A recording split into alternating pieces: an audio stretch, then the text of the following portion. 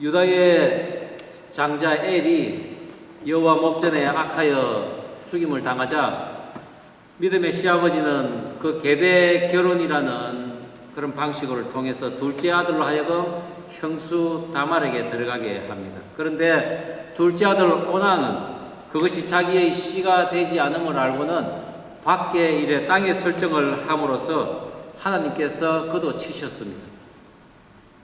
그런 가운데 유다는 그의 셋째 아들인 그 셀라마저 죽을까 싶어서 며느리 다말을 친정에 보내게 됩니다. 그런 가운데 아무 연락도 없습니다. 그런데 어느 날 유다가 딥나로 올라온다는 소식을 듣고 그 며느리 다말은 창녀로 변장을 하고 들어가서 유다와 동침을 하게 됩니다.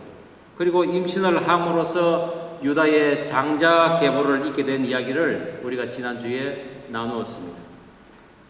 12아들 중에 레아의 넷째 아들 이 유다는 예수님의 적통 장자 계보에 들게 됐는데 그가 바로 동생 요셉을 죽이지 말고 차라리 노예로 팔자고 제안한 장본인입니다.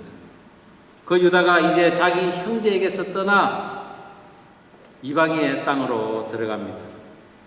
또한 노예로 판 동생 요셉은 애굽으로 내려가 그곳에 12대장인 보디바르의 집에 팔리게 됩니다. 두 사람 모두가 내리막 인생의 경험을 하고 있지만은 하나님께서는 그들 두 사람에게 각각의 모습으로 또 역사함을 우리는 보게 됩니다. 오늘 요셉에게 나타나시는 하나님은 창세기를 마무리하는 시점에서 테마를 찍고 넘어갑니다. 그동안 노아의 방주로 세상의 죄를 심판하시고 또한 아브라함을 세우시고 또한 이삭과 야곱을 통해서 이제 장자로 확고하게 하신 그 이유는 바로 이스라엘이라는 그 나라의 싹이 날 땅을 예비케 하기 위함이었습니다. 그래서 요셉을 애굽으로 먼저 보낸 것입니다. 마치 생명체가 자랄 1차 그 자궁과 같은 땅을 하나님께서 애굽에 예비해 놓으신 것입니다. 요셉이 노예로 팔린 집은 오늘날로 말하자면은 대통령 경호실장과 같은 아주 고위직의 집입니다. 요셉이 비록 형들의 시기로 인해서 노예로 팔려와 이곳까지 이끌려왔지만 그 이면에는 하나님의 크신 계획의 이끌림이 있었다는 것입니다. 그래서 오늘 본문에는 요셉과 함께 하시는 하나님이라는 표현이 4번이나 나옵니다. 보디바르 집에서 노예 생활을 시작한 요셉에게 하나님이 함께 하심은 요셉이 하는 일마다 형통하게 하시는 것입니다. 그리고 그 주인의 은혜를 받아 마침내 가정 총무를 하여 그의 모든 집안의 사물을 맡게 되는 것입니다. 보디발은 요셉에게 자신의 재산과 그리고 밭의 모든 소유를 다 위임하였는데 오직 하나 자신이 먹는 음식만 제한을 두었습니다. 그 가운데 요셉은 이제 애굽에서의 생활이 10년이 다 되어가며 자리를 잡는 듯 합니다. 그러나 사단은 이런 형통한 요셉을 그냥 내버려 두지 않습니다. 보디발의 아내가 요셉의 그 빼어난 용모에 반하여서 그 요셉을 유혹하기 시작합니다. 그러나 그 여인의 유혹에 넘어가는 것은 곧 하나님께 죄를 짓는 것이라며 그 집요한 여인의 유혹을 요셉은 뿌리치고 있습니다.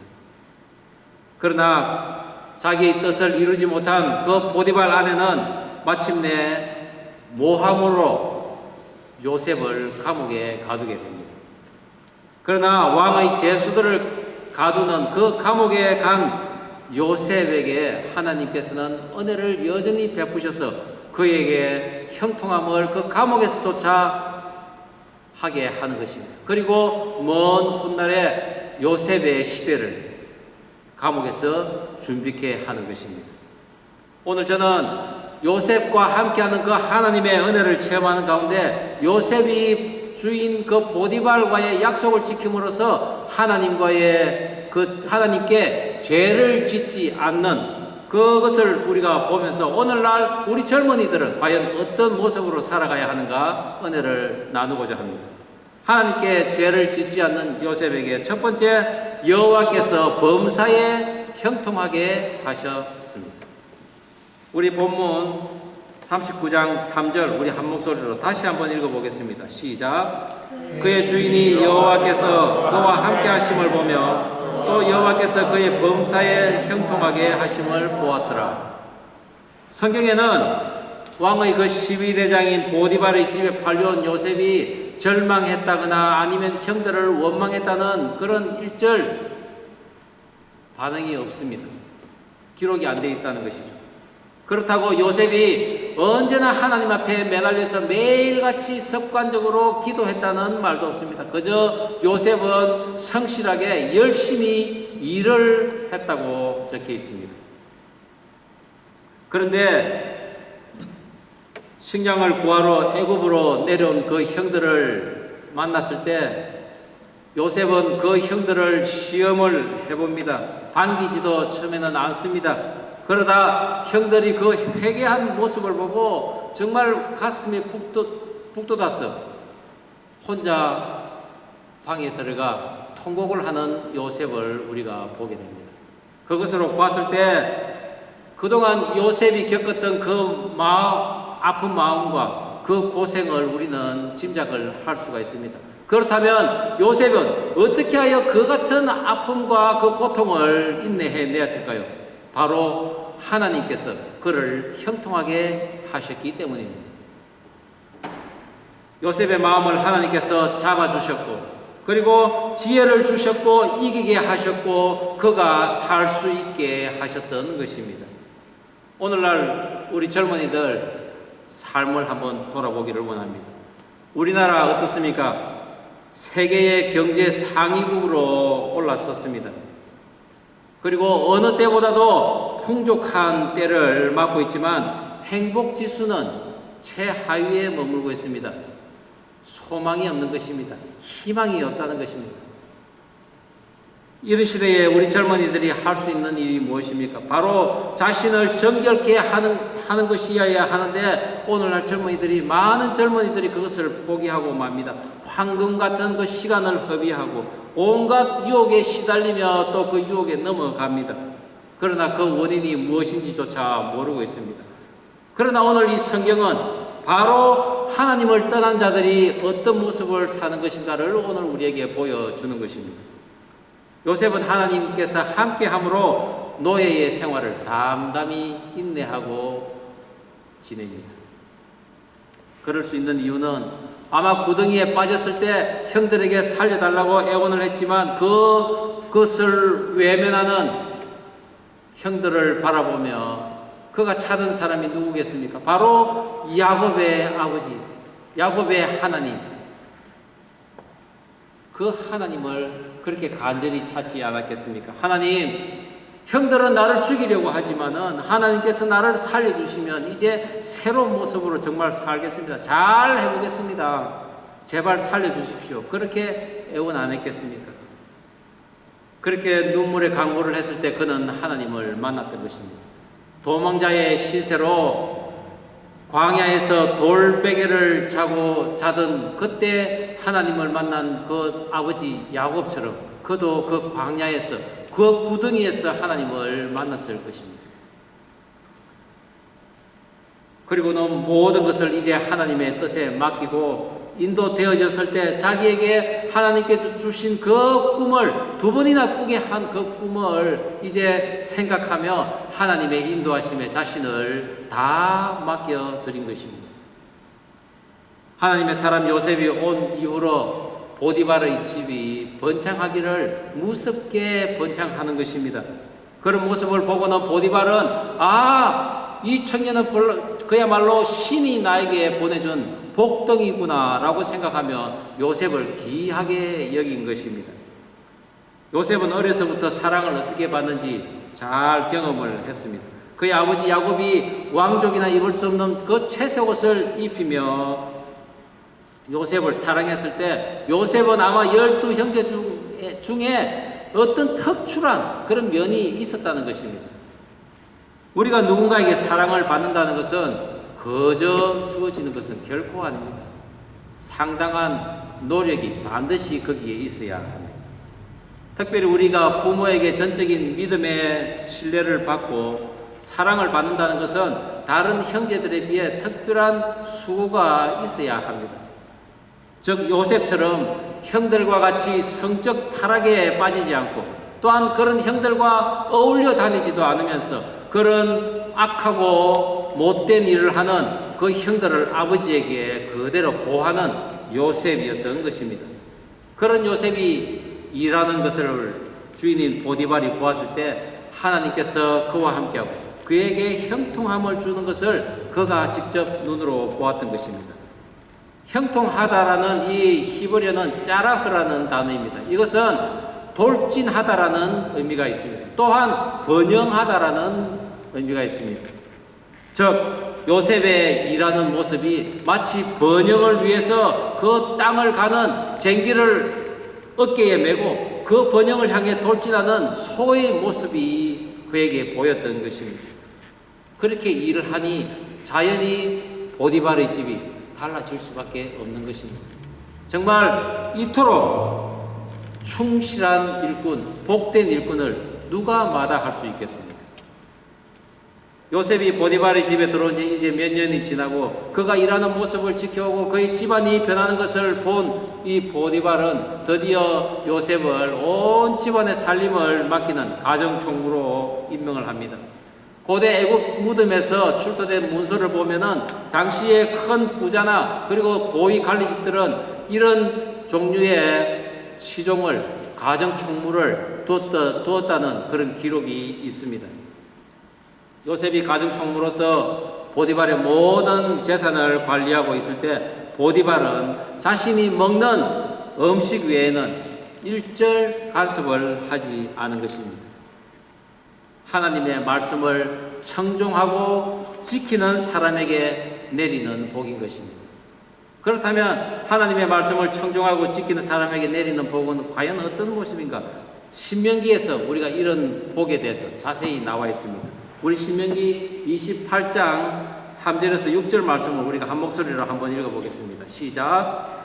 성읍에서도 복을 받고 들에서도 복을 받을 것이며 내 몸의 자녀와 내 토지의 소산과 내 짐승의 새끼와 소와 양의 새끼가 복을 받을 것이며 내 광주리와 떡반죽 그릇이 복을 받을 것이며 너가 들어와도 복을 받고 나가도 복을 받을 것이니라. 저는 이러한 복이 저와 여러분에게 언제나 임하기를 주의 이름으로 축원합니다. 하나님의 은혜를 받은 자의 영향력은 이처럼 그가 몸담고 있는 그 현실의 영적인 물질적인 면에서 다 나타난다는 것입니다. 그것은 어려서부터 정결하게 하나님의 도를 따르고 또한 그 일로 인해 형제들의 미움을 받더라도 강직하게 자신을 지켜가는 그런 요셉의 훈련이 반드시 있었기 때문인 것입니다. 선한 일을 도모하다가 억울한 일을 당하여 도저히 살 길이 없을 때 오직 하나님을 부여잡고는 다시 살기를 결단한 그 요셉은 하나님께서 형통하게 하셔서 이제 이스라엘이라는 그 나라의 태동을 위해 힘차게 쟁기를 지고 앞으로 돌진하는 모습으로 이제 보디발 집에서 살게 되는 것입니다.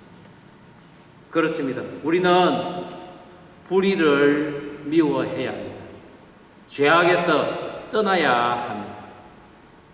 지금까지 경건을 잘 이행한 사람은 계속 그 길을 걸어가야 할 것입니다. 그러나 설사 지금까지 그런 삶을 살지 못했다 하더라도 어떠한 모습으로도 죄악에서는 벗어나야 할 것입니다. 불의를 미워하고 죄악을 떠난 사람, 그런 사람들은 하나님께서 모든 면에서 형통하게 해주시는 것입니다. 우리가 하나님의 말씀을 지키다가 정말 내리막 인생에 떨어지더라도 우리는 그 자리에서 선포해야 합니다. 하나님께서는 나를 건지실 것이요 하나님께서는 모든 일에 나를 번성케 하실 거라고 말합니다. 저는 저와 여러분이 그런 선포를 할 수 있기를 간절히 바랍니다.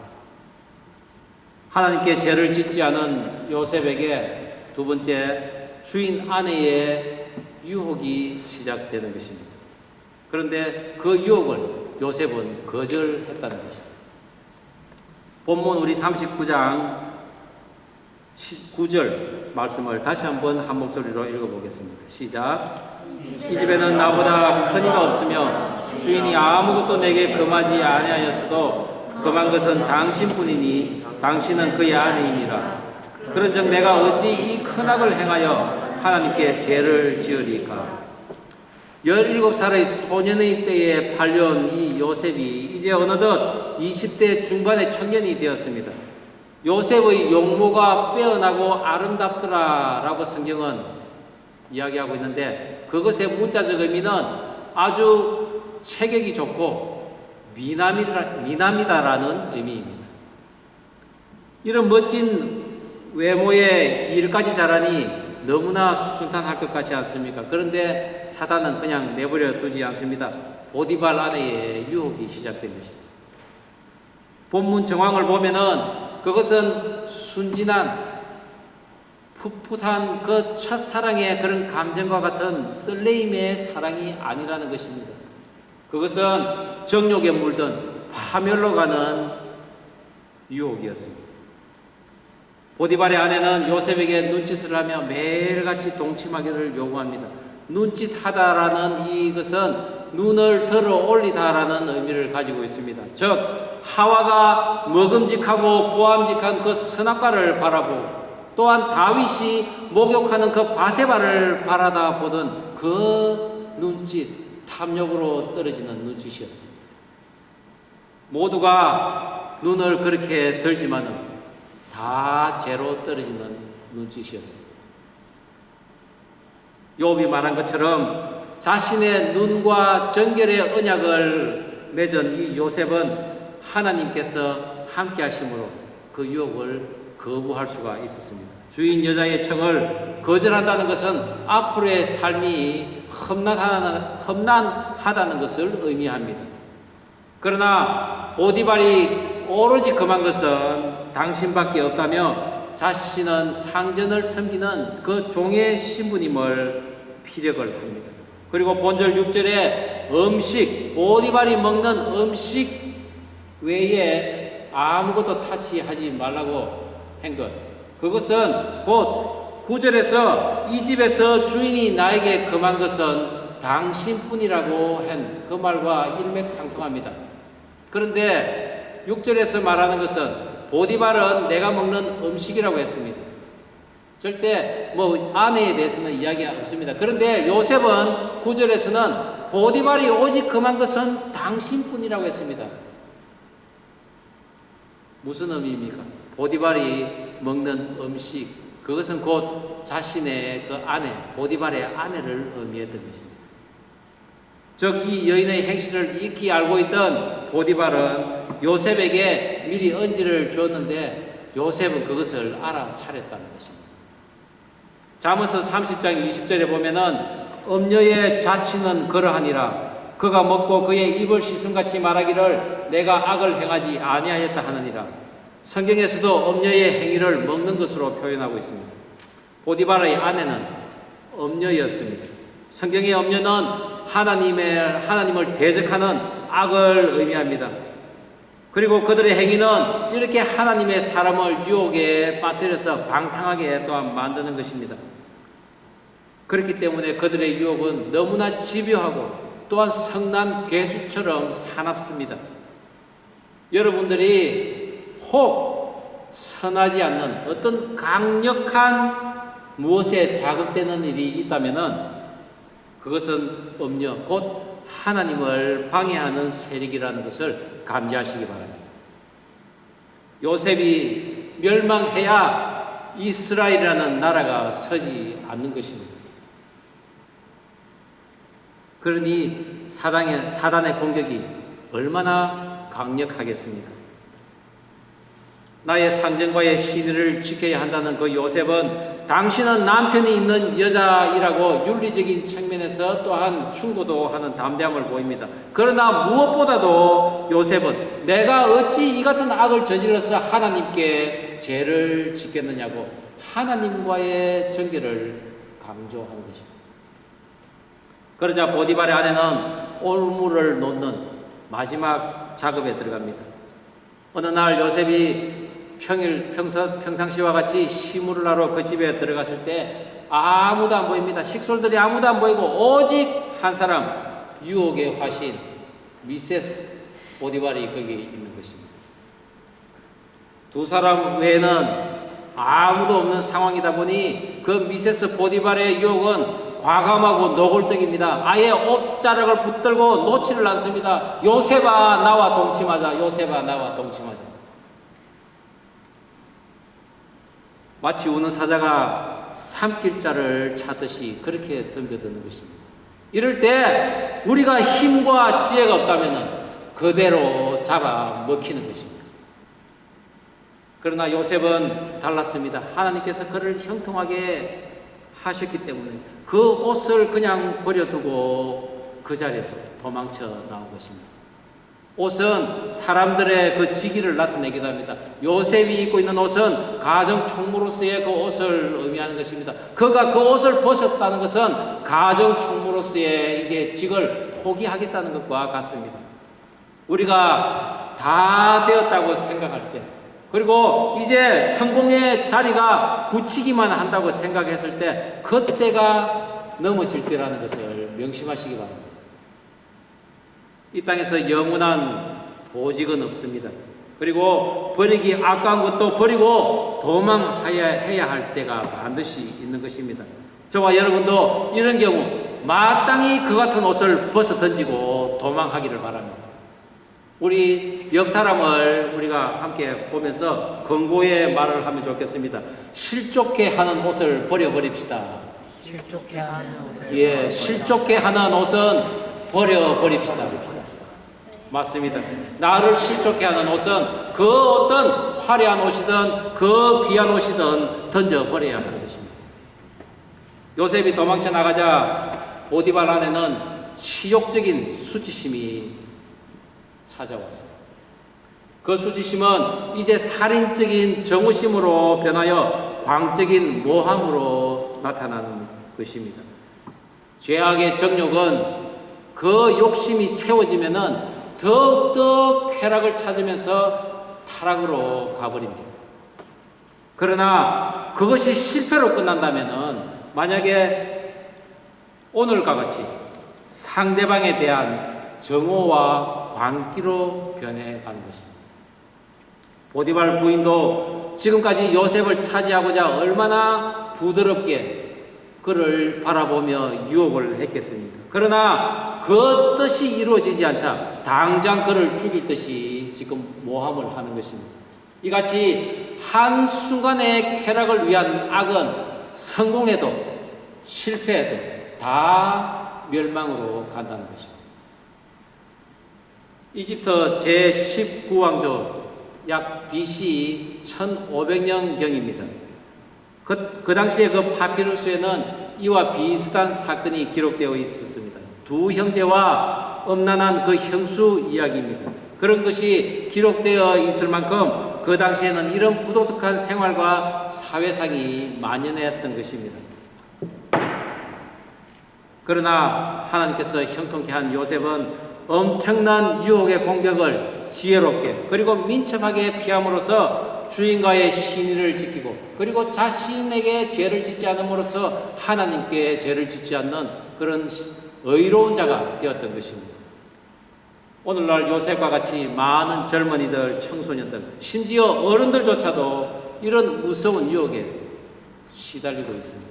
특별히 우리 젊은이들, 가정에서는 귀한 자녀요, 나라로 봐서는 또한 귀한 제목이요, 미래의 주역입니다.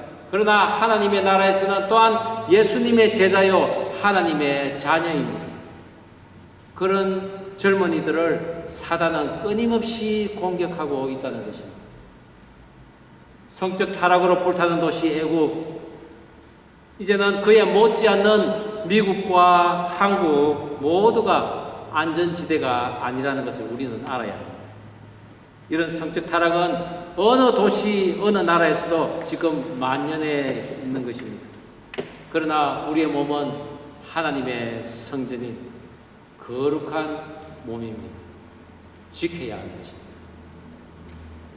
늘 믿음의 아버지에게 붙어있던 요셉처럼 하나님께서 우리와 함께 함으로써 어떠한 유혹으로부터 이겨낼 수 있도록 우리는 매일같이 간구해야 할 것입니다.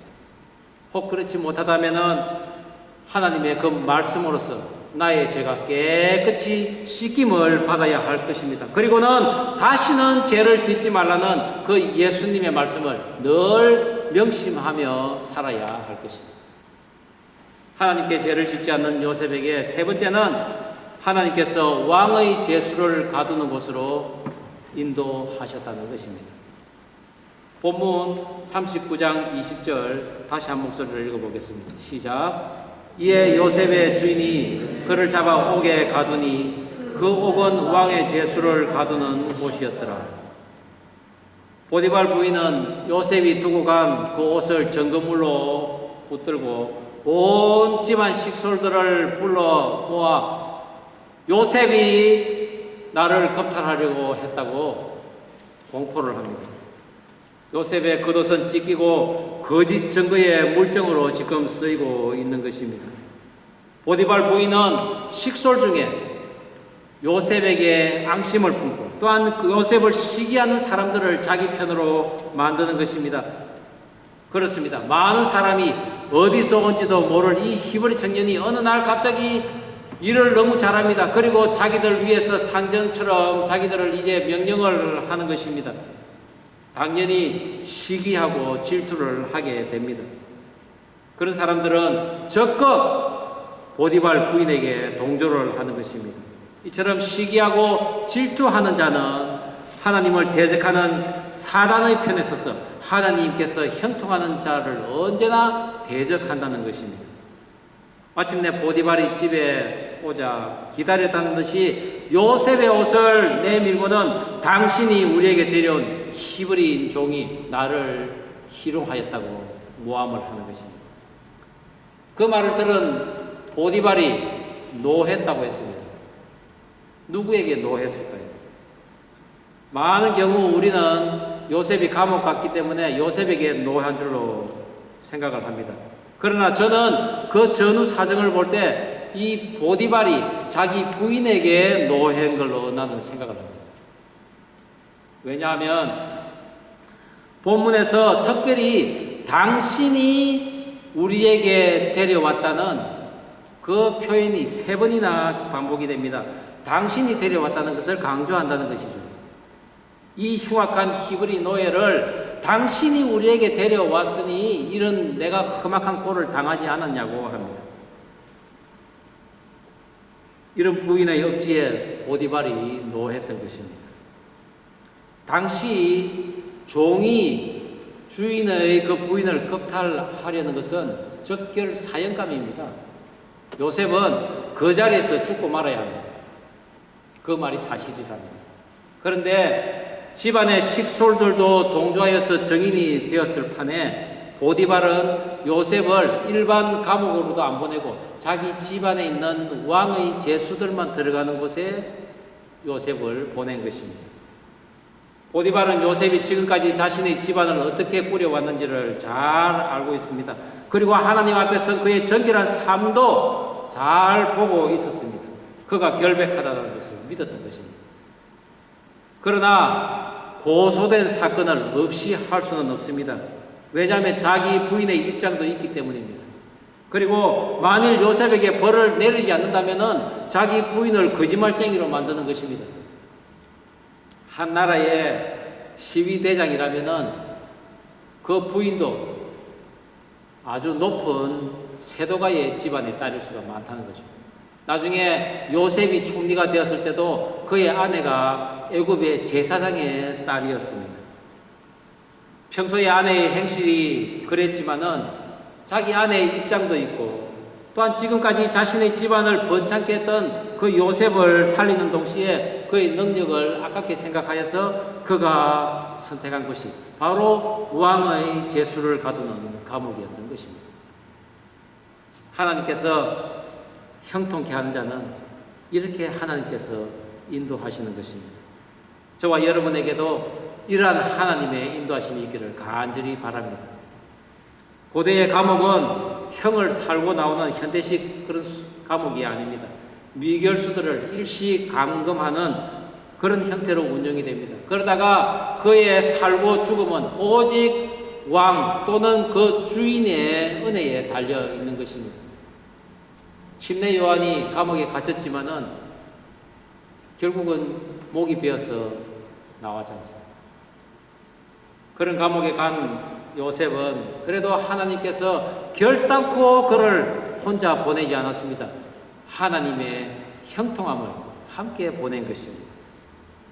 그러다 보니 그 감옥에서도 하나님의 은혜가 충만하여서 간수장에게 은혜를 입게 하여 감옥의 모든 재반 업무를 다 요셉에게 맡기는 그런 형통함이 감옥에서도 이제 벌어질 것입니다.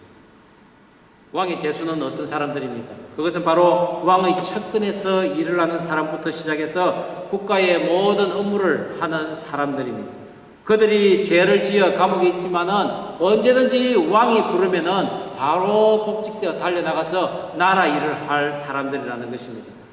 그들을 섬기는 일은 자연히 나라 일을 배우는 것입니다. 하나님의 나라 이스라엘을 준비하는 거대 사역에 어려서부터 선결하고 강직한 요셉을 쓰시고 있는 것입니다. 하나님께서 요셉을 점점 척박한 곳으로 몰고 가는 듯 하지만은 한쪽에서는 여명이 밝아오고 있는 것입니다. 우리도 마찬가지입니다. 우리의 고생의 깊이가 깊어지면 깊어질수록 하나님의 우리에 대한 은혜와 구원은 점점 가까워진다는 것을 명심하시기 바랍니다. 그렇지만 여러분이 이런 상황에 꼭 처해야만 하나님께서 쓰시는 것은 아닙니다. 우리에게 율법을 주시고 지키기를 원하는 그 하나님의 말씀을 이해하면서 우리에게 놓여있는 공부든 직장이든 그 모든 것에 있어서 감옥에 갇힌 요셉과 같이 하는 것입니다. 요셉이 걸어간 길을 우리도 걸어가는 것입니다. 사실 공부를 하려면은 얼마나 한 곳에 오래 앉아 공부를 합니까? 여러분들은 공부를 할 때 한 자리에서 한 몇 시간 정도 앉아 있습니까? 1시간 앉아 있습니까? 저도 30분밖에 못 앉아 있습니다. 자꾸 왔다 갔다 합니다. 그러나 여러분, 오늘 요셉의 감옥보다 오늘날 공부하는 우리들의 짐이 더욱 무거울 수가 있다는 것입니다. 하지만 우리 모두가 죄를 지을 시간이 없도록 공부하고 일하고 아침 저녁으로는 하나님의 그 말씀 성경을 읽고 뛰어가면서도 기도하는 그런 삶을 우리가 살아간다면 우리는 죄를 안 지을 수 있는 많은 기회가 있다는 것입니다. 그렇게 하다가 그렇게 열심히 하다가 밤에 집에 돌아와서는 단잠을 자는 저와 여러분들에게 간절히 바랍니다. 밤에 먹이를 찾던 생쥐가 우유가 담긴 통에 빠졌습니다. 거기서 나오지 못하면 죽습니다. 생쥐는 발버둥을 치기 시작합니다. 밤새도록 헤엄을 쳤습니다. 날이 밝도록 새벽녘이 다 되었어야 이 생쥐는 어느덧 단단한 치즈 위에 있다는 것을 발견하게 됩니다.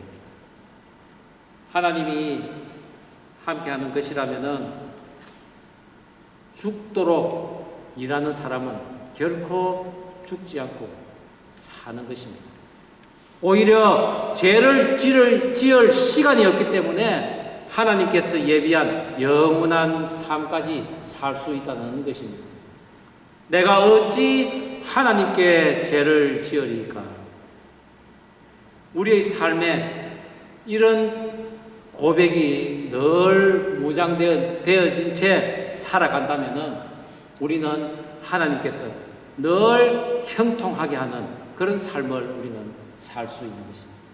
저와 여러분이 이런 고백 늘 무장되어 살아가기를 주의 이름으로 축원합니다. 기도하시겠습니다.